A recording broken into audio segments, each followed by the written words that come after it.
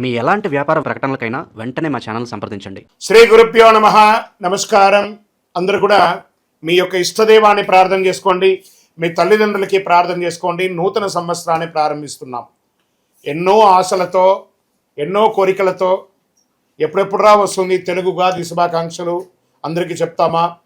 ఈ ఉగాది సంవత్సరం నాకు ఎలా ఉండబోతుంది, నా జీవితం ఎలా ఉండబోతుంది, ప్రపంచం ఎలా ఉండబోతుంది, ఆర్థికం ఎలా ఉండబోతుంది, వ్యవసాయం ఎలా ఉండబోతుంది, జీవితాలు ఎలా ఉండబోతున్నాయి, విద్యలు ఎలా ఉండబోతున్నాయి, వర్షాలు ఎలా ఉండబోతున్నాయి, రాజకీయం ఎలా ఉండబోతున్నాయి అని ప్రతి ఒక్కరికి ఒక క్వశ్చన్ మార్క్స్ ఎప్పుడు ఉగాది కోసం ఎదురు చూస్తూ ఉన్నటువంటి మా ప్రేక్షక మిత్రులందరికీ కూడా పేరు పేరున శుభాకాంక్షలు. ఇప్పటి వరకు మా యొక్క ఛానల్ని ఆరాధిస్తూ ప్రోత్సాహం చేస్తూ సబ్స్క్రైబ్ చేస్తూ ఈ ఛానల్లోని విశేషాలు అందరికీ మీ మిత్రులకి అందరికీ తెలుపుతూ ఉన్నటువంటి మీ యొక్క గొప్ప మనసుకి ధన్యవాదాలు. ప్రతి ఒక్కరికి కూడా పరాభవనామ సంవత్సర శుభాకాంక్షలు. ముందుగా మనం దైవ ప్రార్థనతో ప్రార్థన చేసుకుంటా. మీ ఇష్టదైవాన్ని ప్రార్థన చేసుకోండి. శుక్లాంబరధరం విష్ణుం శశివర్ణం చతుర్భుజం ప్రసన్నవదనం ధ్యాయేత్ సర్వవిఘ్నోపశాంతయే. గురుర్బ్రహ్మ గురుర్విష్ణు గురుర్దేవో మహేశ్వర గురు సాక్షాత్ పరబ్రహ్మ తస్మై శ్రీ గురవే నమః. ఇష్టదేవతాభ్యో నమః, కులదేవతాభ్యో నమః. స్వామి శరణమయ్యప్ప. ఈ యొక్క పంచాంగ శ్రవణం చేయడం వల్ల ఏ విధమైనటువంటి పుణ్య ఫలితాన్ని వస్తుందో శ్లోక రూపంలో తెలుసుకుంటాం. శ్రీ కళ్యాణ గుణవహం రిపుహరం దుస్వప్న దోషావహం గంగా స్నాన విశేష పుణ్యఫలదం గోదానతుల్యం నృణాం ఆయుర్వృద్ధిముత్తమం శుచికరం సంతాన సంపత్ప్రదం నానాకర్మసు సాధనం సముచితం పంచాంగమాకర్ణ్యత. మీ యొక్క పంచాంగ శ్రవణం చేయడం వల్ల జరిగే ఫలితాలన్నింటినీ కూడా మనం ఒక్కొక్కటిగా తెలుసుకుంటాం. ఉగాది అనగానే మన గుర్తుకొచ్చేది పంచాంగ శ్రవణం. ఈ సంవత్సరంలో ఎవరు రాజాది నవనాయకులు ఉండబోతున్నారు, ఇవన్నీ తెలుసుకోవడానికి పంచాంగం యొక్క మహిమ తెలుసుకోవాలి. మన తిథిర్వారస్య నక్షత్ర యోగ కరణమేవచ పంచాంగం ఇది విఖ్యాతి లోక సిద్ధాంత కారణం అన్నారు. పంచాంగం 5 అంశాలు: తిథి, వార, నక్షత్ర, యోగ, కరణం. ఈ 5 కలిసిందే పంచాంగం అంటారు. ఉగాది అంటే ఏంటి? యుగానికి ఆది. యుగ ఆది అంటే యుగాది. ఇక్కడ యుగం అంటే ఆది అంటే ఆరంభం, ప్రారంభానికి చిహ్నం అనేది ఉగాది అంటారు. జ్యోతిషాస్త్ర ప్రకారం కాలం 60 సంవత్సరాలు ఒక పెద్ద చక్రం లాగా తిరుగుతూ ఉంటుంది. ఈ చక్రానికి ప్రముఖ నామాలు ప్రభవనామ సంవత్సరం నుంచి మొదలు పెడితే ఇప్పుడు జరిగే సంవత్సరం పేరు పరాభవనామ సంవత్సరం. ఈ 60లో ఇది 40వ సంఖ్య అనమాట. పరాభవం అంటే పరాజయంలా అనిపిస్తుంది అందరికి, చాలా మందికి అయ్యో ఈ సంవత్సరం అంతా పరాభవం ఉంటుందేమో అని. కానీ ఇది ఒక గంభీర శక్తివంతమైనటువంటి జీవితాన్ని నేర్పించే, ఒక అద్భుతాన్ని పాఠాన్ని ఇచ్చే ఒక సంవత్సరం అని చెప్పచ్చు. ప్రతి సంవత్సరంకి ప్రత్యేక శక్తి ఇస్తుంది. ఈ సంవత్సరం పరాభవనామ సంవత్సరం 2026 మార్చి 19 నుంచి పరాభవనామ సంవత్సరంలోకి అడుగు పెడుతున్నాం. పరాభవనామ సంవత్సరం గతంలో 1966 మరియు 67 వచ్చింది. బాగా గుర్తుపెట్టుకోండి. చూడండి, అక్కడ కూడా 6. ఈసారి కూడా 2026 2027కు వచ్చింది. బ్రహ్మకల్పం ఆరంభమై రోజే ప్రభవ సంవత్సరం అంటారు. మొదటి ఋతువు వసంతం, మొదటి తిథి పాడ్యమి, మొదటి వారం ఆదివారం. ఆ రోజు సృష్టి ప్రారంభమైంది. అందుకే సూర్యోదయానికి తిథి ఉన్న రోజు ఉగాదిగా జరుపుకుంటాము. ఉగస్య ఆది ఉగాది అన్నారు. ఉగా అంటే నక్షత్ర గమనం. నక్షత్ర గమనానికి ఆరంభం ఉగాది అని అర్థం. దీన్ని బ్రహ్మదేవుడికి పగలు అంటే ఇది ఎన్ని చెప్పచ్చు, 4 3 2 1 2 3 4 5 6 7 సున్నాలు కలిపిన అంటే సుమారుగా ఎన్నో కోట్ల సంవత్సరాలుగా ఉండి రాత్రి కూడా అంతే. ఓవరాల్గా సృష్టికి ఒక రోజు అంటే 8 6 4 0 0 0 0 0 0 సంవత్సరాలు. ఇలా 360 రోజులు పూర్తయితే బ్రహ్మకు ఏడాది గడిచినట్టు. ఇలా బ్రహ్మకు 100 ఏళ్ల ఆయుష్ అని చెప్పారంటే ఊహించుకోండి. ఇప్పటి వరకు 6 బ్రహ్మలు సృష్టికర్తను పూర్తి చేశారు. ప్రస్తుతం 7వ బ్రహ్మ ద్వితీయ పరార్థంలో ఉన్నారు. అంటే ఆయన వయసు 51 సంవత్సరాలట. చూసుకోండి, ఈ యొక్క కలియుగం ఇంకెన్నేళ్ళు ఉండబోతుందో. ప్రస్తుతం మనం యొక్క వైవస్వత మన్వత్తనం కలియుగంలో ఉన్నాం.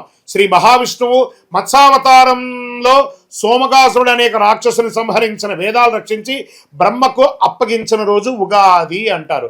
శ్రీరామచంద్రుడు, విక్రమాదిత్యుడు, శాలివాహనుడు పట్టాభిషేకులయ్యారట ఈ ఉగాది రోజే. వరాహమిత్రుడు జాతికి పంచాంగాన్ని అంకితం ఇచ్చినటువంటి రోజు కూడా ఇదే రోజు అంటారు. తెలుగు సంవత్సరాలు 2026లో రాబోతున్న సంవత్సరం పేరు పరాభవనామ సంవత్సరం. మళ్ళీ ఈ పరాభవనామ సంవత్సరం గురించి చెప్తున్నాం. ఈ యొక్క 26-27 పరాభవ సంవత్సరంలో అర్థం యొక్క పర ప్లస్ భవ. పర అంటే వెలుతురు, బాహ్య శక్తులు. భవ అంటే వ్యవధి, ఉనికిని చూపేది. పరాభవ, పరబాహ్య ఆశ్రయాలను కేవలం అహంకారం కూలిపోవడం అర్థమే, కానీ పరాభవం అంటే ఓటమి కాదు. బాగా గుర్తుపెట్టుకోండి. మనలో ఉన్న అహంకారం, కామక్రోధలోభమోగమదమాస ఈర్షాడంబాల దుర్గుణాలన్నింటినీ దులిపేయడం అన్నమాట. అదే ఈ యొక్క పరాభవంలో అహంకారం, మాయ భ్రమలో ఉన్న వారికి పరీక్ష సంవత్సరము అని కూడా చెప్పచ్చు. కలియుగ ప్రమాణం 4,32,000 సంవత్సరాలు. శ్వేతవరాహ కల్పమందులు 7 అయినటువంటి వైవస్వతమంత్రంలో 28 మహామండలి కలియుగ ప్రథమ పాదంలో 5,127 అనమాట. ఇది ప్రభవాది సంవత్సరాల 45 సంవత్సరం చాంద్రమానం స్వస్తి ప్రాభవనామ సంవత్సరంగా చెప్పబడింది. ఇది ఎలా ప్రారంభమవుతుందో కూడా చెప్తా చూడండి. కలియుగ శతాబ్దంలో 5,127. శ్రీ ఆదిశంకరాచార్యులు ఉద్భవించినటువంటి 2,097. శాలివాహన శతాబ్దంలో 1948. అసలీ శతాబ్దంలో 1436/37. హిజరీ శతాబ్దంలో 1448-49. శ్రీ రామానుజాబ్దిలో 1009. ప్రస్తుతం 2026-2027 ఉగాది అంటే మార్చి 19 చైత్ర శుద్ధ పాఠ్యం. ఈరోజు పరాభవ సంవత్సరం ప్రారంభం. చాంద్రమానాన్ని అనుసరించి జరుపుకునే ఈ యొక్క పండుగను కేవలం తెలుగు రాష్ట్రాలే కాదు, బెంగాల్, కేరళ, పంజాబ్, మహారాష్ట్ర, అస్సాంలో ఘనంగా జరుపుకుంటుంటారు. గడిచిన సంవత్సరం అందించినటువంటి విజయాలు నూతన సంవత్సరంలో కొనసాగాలి. గడిచిన ఏడాదిలో ఎదుర్కొన్నటువంటి ఇబ్బందులు నూతన సంవత్సరంలో ముగింపు పలికి కోరుకుంటూ ముందుగా పరాభవనామ సంవత్సర శుభాకాంక్షలు ప్రేక్షక మిత్రులందరికీ. ఈ సంవత్సరం మీరందరూ కూడాను ఆయురారోగ్య ఐశ్వర్య భోగభాగ్యాలతో ఉండాలని అఖిలాండ కోటి బ్రహ్మాండ నాయకుడు శ్రీ ధర్మశాస్త్ర అయ్యప్ప స్వామి వారిని ప్రార్థన చేసుకుంటున్నాను. ఉగాది అనగానే అందరికీ పొద్దున ఈరోజు మనం ఏం చేయాలి? లేవండి, అందరూ త్వరగా లేవండి. సూర్యోదయాత్పూర్వం లేచి స్నానాదులు చేసి తైలాభ్యంగన స్నానం చేసి గడపలంతా కడిగేది. స్త్రీ పురుషులు ఎవరైనా బాధ్యత తీసుకోవాలి. ఒక్కొక్కరు షేరింగ్, ఒకళ్ళ ఆడవాళ్ళు ఒక పని, మగవాళ్ళు ఒక పని అని చెప్పి ఇంటిల్లో అందరూ షేర్ చేసుకొని చేసే ఒక పని అనమాట ఇది. చక్కగా గడపలు కడిగి తోరణాలు కట్టండి. మామిడి తోరణాలు, పూలు, వేప తోరణాలు అన్నీ కూడా కట్టండి. షడ్రుచులతో తయారు చేసే ఆ యొక్క పంచాంగం, ఈ యొక్క ఉగాది పచ్చడిని తయారు చేసుకోవడానికి కావాల్సిన సామాగ్రిలన్నీ కూడా రెడీ చేసుకోండి. అద్భుతమైనటువంటి ఫలితాన్ని పొందడానికి సిద్ధంగా ఉండండి. ఇంట్లో పూజలు చేయండి, పుస్తకాలన్నీ కూడా పెట్టండి, ఆభరణాలు పెట్టండి, స్వామివారికి అభిషేక ఆరాధన చేయండి, కొత్త పంచాంగం తీసుకొచ్చి స్వామివారి ముంగిట పెట్టి పూజ చేయండి. పరిసర ప్రాంతాల్లో ఉన్నటువంటి దేవాలయానికి వెళ్ళండి. అన్ని రకాలైనటువంటి నైవేద్యాలన్నీ కూడా చేసిందంతా స్వామివారికి సమర్పించండి. 10 మందికి భోజనం పెట్టండి. ఉగాది పచ్చడి అందరికీ పంచండి. మీ యొక్క ఇంటి ముందర కానీ, మీ వ్యాపార స్థలం ముందులో కానీ, లేదా మీ యొక్క పరిసర ప్రాంతాల్లో కానీ చలివేంద్రాలు ఏర్పాటు చేయండి. ఇవన్నీ కూడా చాలా మంచిది. వేసవి తాపడం స్టార్ట్ అవుతుంది కాబట్టి ఇతరులకు మంచినీళ్ళ వగరాలు, మజ్జిగ లాంటిది ఏర్పాటు చేస్తే మనకు అనుగ్రహం కూడా వస్తుంది. మరి ఈ సంవత్సరం రాజాది నవనాయకులు ఎవరో ముందు చూద్దాం. ఈ సంవత్సరం రాజు వచ్చి గురువు ధర్మబద్ధంగా ఉన్నటువంటి వాడు. ఎంత అద్భుతం చూస్తారా? ఇక్కడ పరాభవం అనేటప్పటికీ భయం వచ్చింది కదా. ఇక్కడ చూడండి, ఎవరు వచ్చి కూర్చున్నాడు? గురువే ఈ సంవత్సరం రాజు. గురువుకు అన్ని తెలుసు. ఒక రాజును కూడా నడిపించేవాడు గురువు, రాజగురు అంటారు చూసారా? ఆ రాజగురువే ఈసారి రాజు అయిపోయాడు. ఎంత అద్భుతం అంటే ధర్మబద్ధమైన పాలన సాగుతుంది, న్యాయ వ్యవస్థ బలపడుతుంది, బ్యాంకింగ్ మరియు ఆర్థిక వ్యవస్థ అభివృద్ధి చెందుతుంది, విద్యా ఆధ్యాత్మిక సేవా రంగాలకి గౌరవం పెరుగుతుంది, నిత్యావసర వస్తువులు ప్రజలకు అందుబాటు ధరల్లో లభిస్తుంది, దేశం సర్వతోముఖి అభివృద్ధికి సాధిస్తుంది. ఇక్కడ మంత్రి కుజుడయ్యాడు. అగ్నిమాపక విపత్తు, నిర్వహణ వ్యవస్థలో అప్రమత్తంగా ఉండాలి. అగ్ని ప్రమాదాలు, రోడ్డు ప్రమాదాలు పెరిగే అవకాశాలు, యుద్ధ వాతావరణం కూడా తీసుకొస్తాడు. ఈ యొక్క అంగారకుడికి ఉన్నాడు. ఇప్పుడు ఆల్రెడీ మనం చూస్తున్నాం, యుద్ధ వాతావరణం అన్ని చోట ఉంది. జాగ్రత్త పడండి. మరి ఏమేమి చేసుకోవాలి? మీ యొక్క ఇళ్లలో కూడాను అన్ని జాగ్రత్తలు తీసుకోవాలి. గ్యాస్, పెట్రోల్ ఇవన్నీ కూడా పెరిగే అవకాశాలు బాగా ఉన్నాయి. కఠినమైనటువంటి చట్టాలు అమలవుతాయి. పాలకులు మరియు ప్రతిపక్షాల మధ్య రాజకీయ వేడుక పెరుగుతుంది. రాజకీయ ఒత్తిడి వస్తుంది. రాజకీయ అశాంతి, రాజకీయ సంక్షోభం కూడా వచ్చే అవకాశాలు ఉన్నాయి. మరి సేనాధిపతి చంద్రుడు, ఆయన సౌమ్యంగా ఉంటాడు. అంతర్జాతీయ సరిహద్దుల్లో శాంతి నెలకొంటుంది. మన దేశం నుంచి శాంతి దూతలు వెళ్తారు. అది చక్కగా సక్సెస్ అవుతుంది. సైనికుల సంక్షేమానికి ప్రాధాన్యతనిస్తారు. నావికా దళం బలోపేతం అవుతుంది. ప్రజలు భయాందోళన లేకుండా జీవనం సాగిస్తారు. సమృద్ధిగా వర్షాలు పడతాయి. ఇంకా సస్యాధిపతి శుక్రుడు, ఉల్లి, వెల్లుల్లి, పత్తి పంటలు బాగుంటాయి. బియ్యం, ధాన్యం కూడా బాగుంటుంది. పూల తోటలు, ఉద్యానవనాలు మంచి లాభాన్ని ఇస్తాయి. పండ్లు సమృద్ధిగా పెరుస్తాయి. గ్రీన్ హౌస్ మరియు వ్యవసాయ అభివృద్ధి చాలా మెరుగవుతుంది. ఇంకా ధాన్యాధిపతి బుధుడు అయ్యాడు. Online grocery, agri, e commerce వ్యాపారస్తులు బాగా పెరుగుతాయి. అకాల వర్షాలతో నిల్వ ధాన్యాలకు కొంత ఇబ్బందికి వచ్చే అవకాశాలు ఉన్నాయి. లాజిస్టిక్ మరియు సరఫరా వ్యవస్థలందు అభివృద్ధి పెరుగుతాయి. చాలా కొరియర్ సర్వీస్ కానీ, ట్రాన్స్పోర్ట్స్ కానీ చాలా అద్భుతంగా అవుతుందని కూడా చెప్పచ్చు. ఇంకా అర్ఘ్యాధిపతి చంద్రుడయ్యాడు. ఆర్థిక వ్యవస్థ స్థిరంగా ఉంటుంది. వడ్డీ రేట్లు సామాన్యులకి అందుబాటులో ఉంటాయి. వ్యవసాయానికి అనుకూల వర్షాలు పడతాయి. ఎఫ్ఎంసీజీ మరియు ఫార్మా రంగం వారికి, మెడికల్ రంగం వారికి చాలా అద్భుతంగా ఉంటుందని కూడా చెప్పడం జరిగింది. మేఘాధిపతి కూడా చంద్రుడే. ఈసారి 3 వచ్చారనమాట ఆయనే. అనుకూల వాతావరణం పరిస్థితులు, నైరుతి మరియు ఈశాన్య ఋతుపవనాలు బలంగా ఉంటాయి. సమృద్ధిగా వర్షాలు పడతాయి. రిజర్వాయర్లు మరియు ప్రాజెక్టులు నిండిపోతాయి.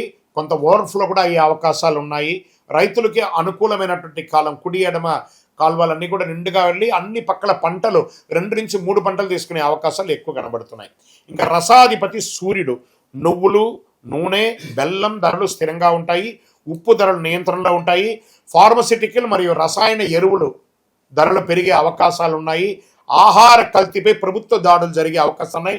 దీనికి ఎక్కడ వచ్చి కూర్చోనంటే హోటల్స్ బాగా చూసుకోండి. ఈ యొక్క ఫాస్ట్ ఫుడ్స్ ఏరియాల్లో ఇవన్నీ ఉన్నాయి చూస్తారా, ఎక్కడ పడితే అక్కడ దీంట్లో అంతా కూడా కల్తీలు బయటపడతాయి. జాగ్రత్త. నీరసాధిపతి శుక్రుడు. లగ్జరీ వాహనాలు, విదేశీయ బ్రాండ్ వినియోగాలు, ఎలక్ట్రానిక్ ఫోన్స్, కాస్మెటిక్స్, సిల్క్ వస్త్రాలు గిరాకీ పెరిగే అవకాశాలు ఉంటాయి. పూజా సామాగ్రిలు, కర్పూరం, అగరబత్తి, గంధం అమ్మకాలు పెరుగుతాయి. వజ్రాలు, ముత్యాలు వ్యాపారంలో లాభాలు ఉంటాయి. గోల్డ్ అండ్ సిల్వర్లో మిశ్రమంగా ఉంటుంది. ఇంకా రాజాది ఉపనాయకులు ఉన్నారు. వారి ఫలితాలు పంచాంగ శ్రవణంలో కేవలం నవనాయకులకే కాకుండా ఉపనాయకులు కూడా చాలా ముఖ్యమైనది. ఇది ఆధారంగా దేశంలో వాణిజ్యం, ప్రజల జీవన విధానం, ఆరోగ్యం, వర్షాలు, మార్కెట్ పరిస్థితులు ఎలా ఉండబోతాయో తెలుసుకుంటాం మనం. పశుకాలకాధిపతి ఎవరైనా ఉన్నాడంటే చంద్రుడు. ఈసారి చంద్రుడికి చాలా అవకాశాలు ఉన్నాయి. పశు సంపద అభివృద్ధి చెందుతుంది. పాల ఉత్పత్తి, డైరీస్ పెరుగుతుంది. డైరీ పరిశ్రమ చాలా లాభాల్లో ఉంటుంది. రైతులకి ఆదాయం పెరుగుతుంది. ఇంకా వనాధిపతి శుక్రుడు. అడవుల అభివృద్ధి, ఔషధ మొక్కల ఉత్పత్తి, ఆయుర్వేద పరిశ్రమలో అభివృద్ధి అయ్యే అవకాశాలు బాగా ఉన్నాయి. ఇంకా మళ్ళీ జలాధిపతి చంద్రుడు. నీటి వనరులు సమృద్ధిగా ఉంటాయి.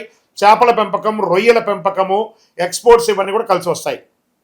జల వనరులపై ఆధారపడిన వ్యాపారాలన్నీ కూడా ఈ యొక్క సీలో వెళ్ళే యొక్క షిప్పింగ్, ఇవన్నీ షిప్ యార్డ్స్, లేదా ఈ రసాయన సంబంధించిన ఎక్స్పోర్ట్స్ ఇవన్నీ కూడా బాగా కలిసి వస్తుంది.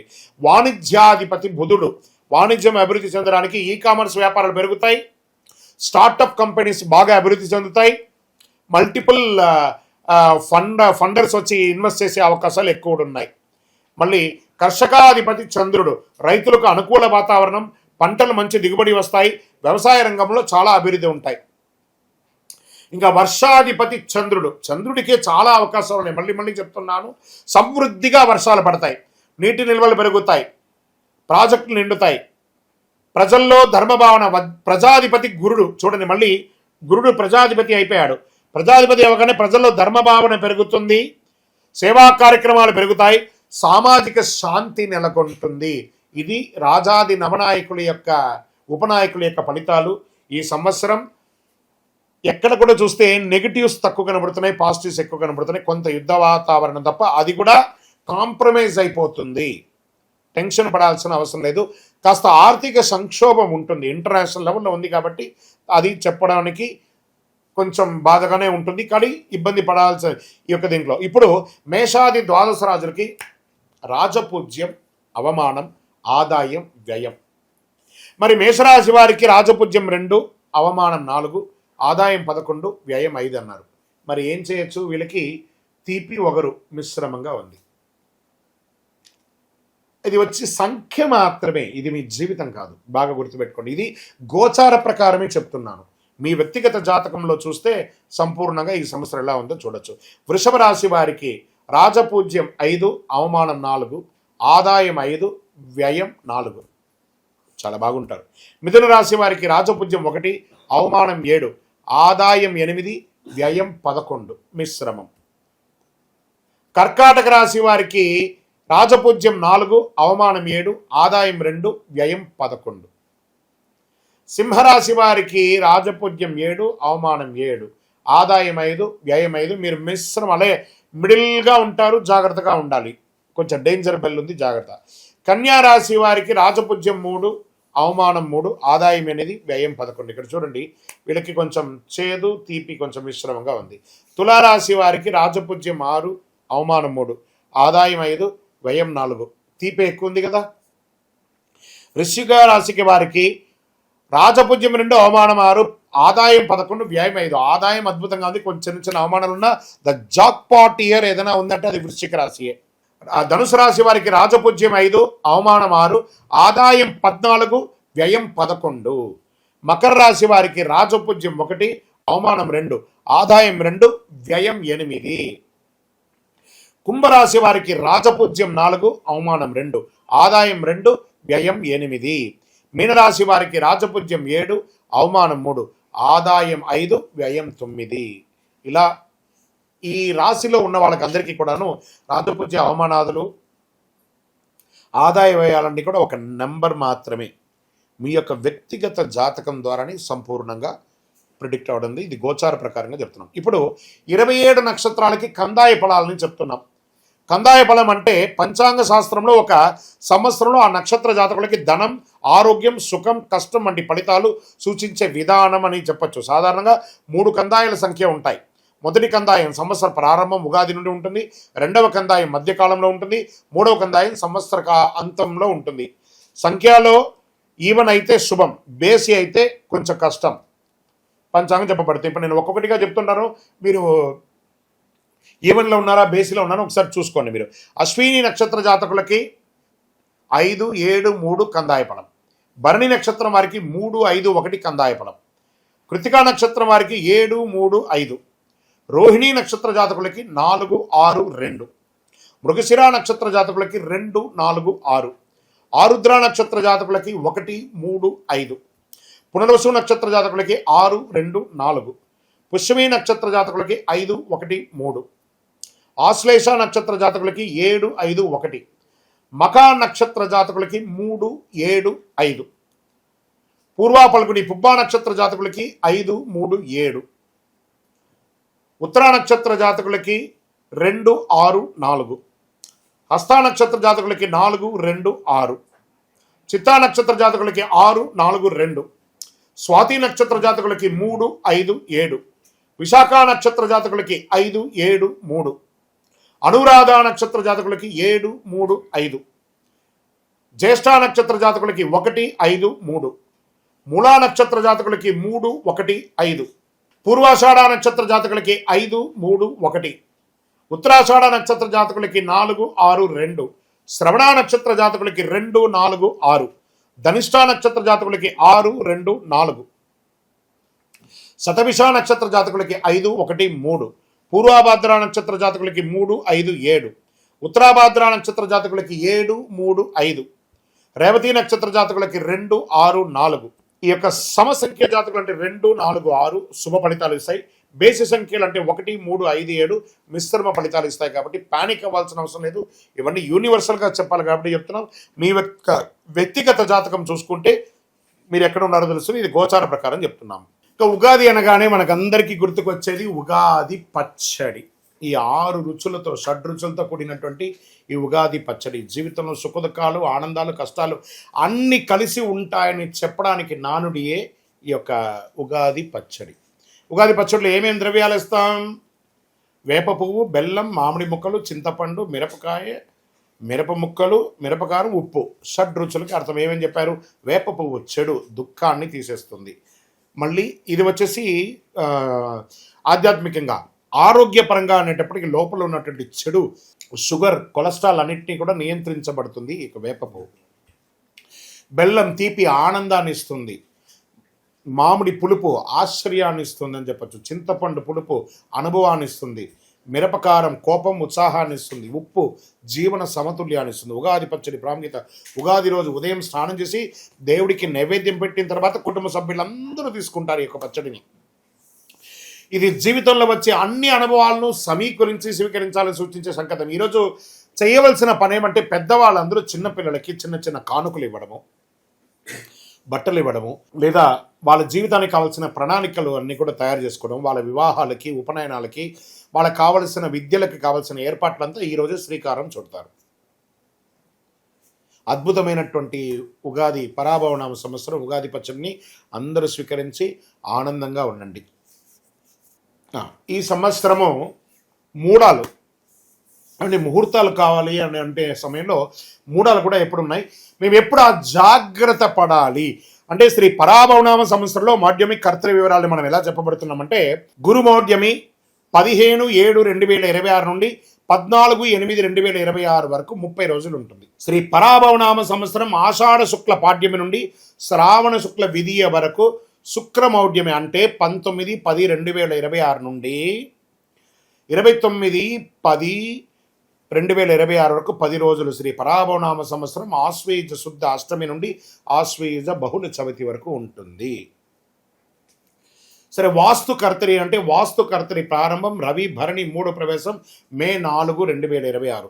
వాస్తు కర్తరి పరిసమాప్తం రోహిణి 2 ప్రవేశం మే 29వ తారీఖున అని చెప్పారు.